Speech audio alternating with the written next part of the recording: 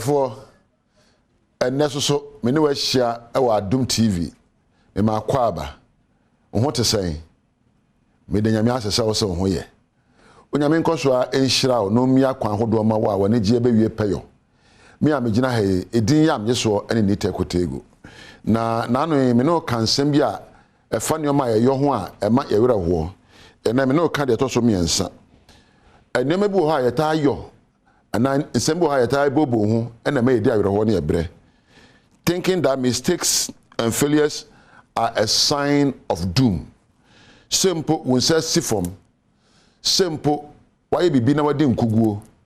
Simple, and from so be at all. No, I don't say, wait, my brother, baby, Yanasa. Ye, Banasa, and from so way. Oh, minimum baby. Sabita fracture.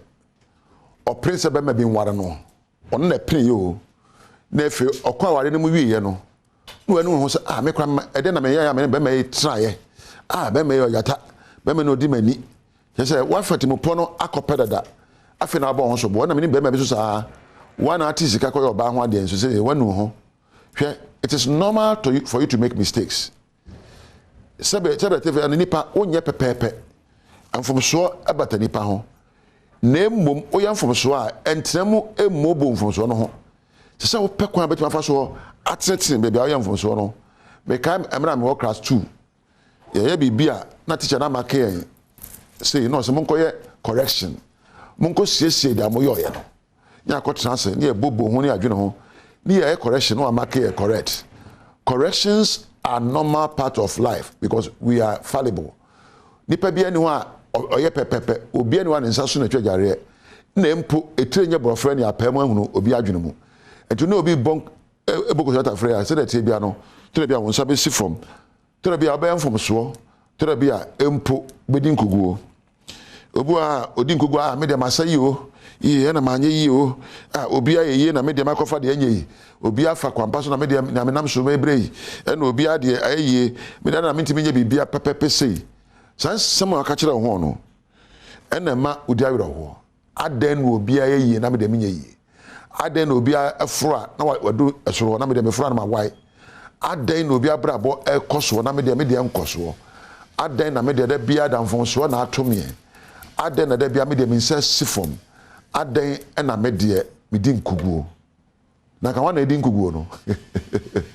so on sa sifom na udin kuguo ana fom so to wa anu chese wa brabo ba weye o e chese na me bo ha bia wa anye na kwampa so yes wusua said abeye no obi ani ho a odi nkunimu a wani nkuguo da na mo suahu na osua won nkuguo mu no na ma otumpon ye nipa de afonso wo ye ho woni a ye ne won di akone aban afonso wo no ho ye beti ho aka ho ye be dede wo adada ho ebi be ma won sa sifom nya aye ne papa ne be obone nya ne fa akwampa so no timu po ne so do be fa kwambone so enye obi timu po ene otimu po te kwambi aso no woni ane won bubra no nya nya wodwe na won adwene ebi be ma won sa sifom empo nya wo de tare ya wadwon sa ebe tare akose we na be wai enkuguo beba amfom so beba ahwase beba nemom eba emisa se adan na me de bia me no ato ne mfom so hene enkuguo hema wonye enkuguo hema na wonye mfom so hene na wonye obi a yede wo de bia wonse be sifom yese wo trase na bisa ho se ede ne ba ya me di nkuguo timopo be na me faaye anamontuo be na me toye ede na ma nwene hu ye a ma me nsa sifom hwan na me ma na kwan ma ne ba ma brabo mu na wadi mi ani adi minya den na me kofa beta me ho a na atumi se ye efi na ko isa ni pa na me ma na embu ma brabo biom sa adwen me nwene biom.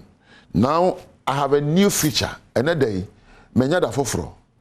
ene bo ho me yo ye nipa bo ame no mbo ko tata frɛ ani se me no mbo ko tata frɛ no be yi wo ma fuma brabo na me yankasa ma pɛ kwa ba fa so e de safata ma hia de won gugu mremu na ma yeye akwansidie bia atomie no etome e ma de hia ka kire ho akwansidie bia atomie no etome e ma de hia me nsa bia esifom no me nsa sifom se me hia de afom so bia aba no e ba se me hia de ama se me mfrɛ me ho se me de me mfom so hene me nkuguo hene anankuguo hema da bi se otimi esore waka epa akade usua de na mpo unya na muntuo bitu a baabi a wotra ya wotehwe no betime agina ho agina brane ayeye baabi a amanfo ehu wa wosere wo no betime agina atona muntuo emo abonsam ama se oye we de eto no ento nti watimi akwanim abrabo aye bo de usabesi fom afom so beba nkuguo beba tore bia enkoyie tore bia wotimu pa wo no enko ne sa entra ho enwinwi emobo eni awreho sore na mpo pe akade a betimi da kan abrabo ho na bebia wotehwe no wasore aprapra ho na wakọ anim abo aponche babi o ena enkura bi ato amna ena okoto amna nim no okoto amna mu no amna ni amna donko da bia na osu wopeko abafa so apie na afe ase wotete brono ho sofo ndi woni yese obeto anwea gu no so na wakana ahye anwea nam no akunu because afe ho na adwene na abo na yeto anwea ne gu no so na aposo no ho na wagina anwea no so ni ato na aposo no ho na wagina so na aka me sa nti oposo no ho na anwea ne kogu ne na ase a na ama wabasoro prekope anwea ne ba so na uhuri epie yeto bo wa poso ho me ma na ntare wo ho obi na ka asem bi a enye kire wo obi na ka de enye a ensem fata kire wo mama ana obi ena ma won sase fom poso ho me ma na nana adwenbin wo wadwen poso obi na ka ase wo de wonye yie me ma na nyaaw obi na ma won sase fom adwuma mu abrabo mu na ware mu me ma na nyaaw poso ho na gina so na sinkete na se de tie bia no adwen foforo abefa no be mo watwa na mo nto foforo ujia kane ni omane mu a woda ne kane nipa na otwa na muntu foforo a woda ne nipa foforo ene de ya medija won se emfa ho de ato wo emfa ho bebia won sasi fom emfa ho ni ofo se wanya wo emfa ho fom so ba abrabo mu ni ato wo bia no betimi apa no aduro asode afrimu se o sesa se da obu ho atemfa se o se wa no kasa ne wotimu pokasa ne mpo opa akade na ope emwa firi obi onim ho papa me nsa sifo mboa me papa anko yie dia na metimi ayo pe obi ono so osuahunu a wo nyansa obetimi ahye wonkuran na mpo bebi e kan se ka waka ho no wo so be sore etona muntu akọ anim onipa se da tie bia no mfom so ho se da tie bia no nya se da apẹ na abenya no se da tie bia no nsa be sifom se da tie bia no obedi nkuguo na nkuguo mu na yegina nya yedie mfom so ba ye pe nyoma betuma ye na yasakra mu o se sifom a enyina ho enya ense katandam sode na poso ho sa abo na me kire wo no na ko anim aha ena me do besie edin ya me so ye ni tekotego na ye me de se wonya amre etiemie